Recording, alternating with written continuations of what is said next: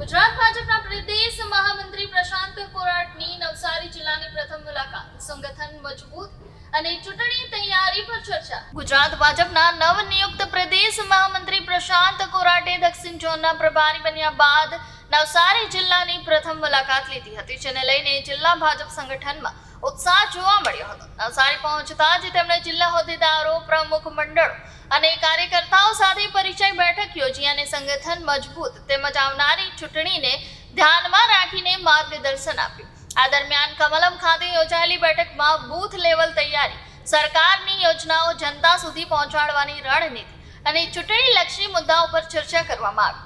પત્રકારો સાથે વાતચીતમાં પ્રશાંત કોરાટે જણાવ્યું હતું કે ભાજપ માત્ર ચૂંટણીલક્ષી નહીં પરંતુ લોકહિત સાથે જોડાયેલી પાર્ટી છે અને વડાપ્રધાન નરેન્દ્ર મોદી તથા મુખ્યમંત્રીના નેતૃત્વમાં ગુજરાત સતત વિકાસના માર્ગે આગળ વધી રહ્યું છે. તેમની મુલાકાતથી નવસારી જિલ્લામાં ભાજપ સંગઠનને નવી ઉર્જા મળી હોવાનું માનવામાં આવી રહ્યું છે.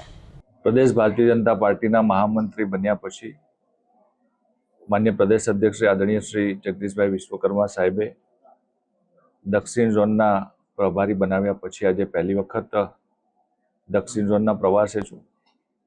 દક્ષિણ ઝોનમાં શરૂઆત નવસારી જિલ્લાથી કરી છે.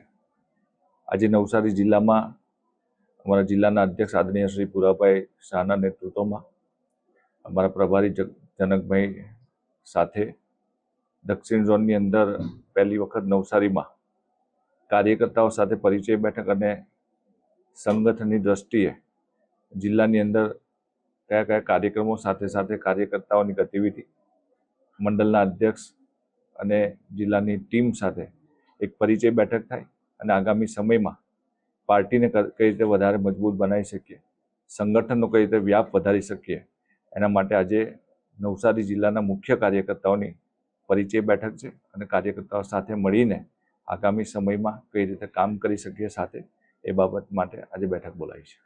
તાલુકા પંચાયત અને નવસારી મહાનગરપાલિકાનું ઇલેક્શન આવી રહ્યું છે, શું રણનીતિ છે? જેમ કીધું એમ કે દક્ષિણનો પ્રવાસ છે નવસારીથી શરૂ થઈ રહ્યો છે. ભારતીય જનતા પાર્ટી એ માત્ર ચૂંટણીલક્ષી પાર્ટી નથી.